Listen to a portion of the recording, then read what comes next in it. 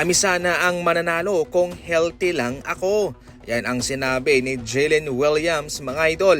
Malaki ang kanyang paniniwala na kung hindi lang siya hinadlangan ng injury, ay tsak na mananalo sila laban sa Spurs. Pero as we all know, mga idol, kahit na kung present man siya, ay hindi pa rin naman ito magkakaroon ng malaking epekto sa kanilang series.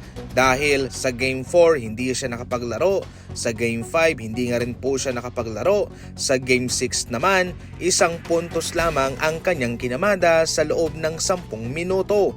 At sa Game 7 hindi nga rin po siya nakapaglaro. Bali sa pangkabuuan, siya ay nag-a-average ng 1 point, 0.3 rebounds, 0.7 assists sa loob ng 9 minuto bawat laban sa kanilang series. Kaya ang mga numerong iyan ay hindi nga rin po makakaapekto kahit na sila'y healthy man. Kaya so far mga idol ay hindi po talaga maganda na sabihin yan ni Jalen Williams, sapagkat wala rin naman siyang magagawa kung siya'y healthy. Sa kabilang banda ay na-appreciate naman niya kung paano naging matagumpay sila as a team despite na marami raw ang na-injured sa kanila.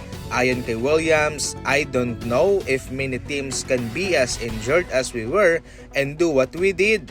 Kahit papano raw ay nakapunta sila sa conference finals. Kahit na maraming nasaktan sa kanila, ay nakapuwersa pa naman daw sila ng Game 7 laban sa Spurs.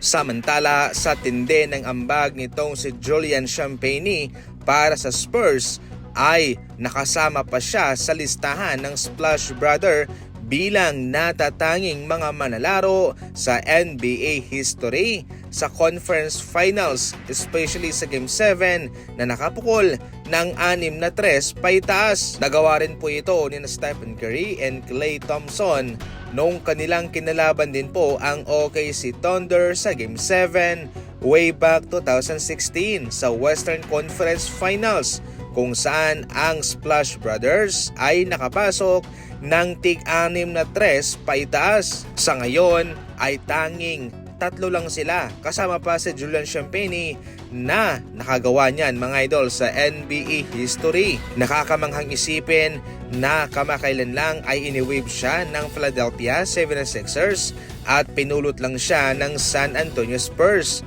Pero naging rotational player siya sa kanila at ngayon pasok sila sa NBA Finals dahil din sa kanyang mga kontribusyon. Inilagay nga siya sa starting lineup at kumamada ng 20 points at nakapukol ng 6 na 3 mga idol sa Game 7. Kung sakaling magkakampyon man ay lalo pang tataas ang kanyang value at mabibiyaan siya ng mataas na kontrata sa kanyang susunod na deal. Para sa mga NBA Fast Break balita, tumutok lang palagi, and as always, thank you for watching.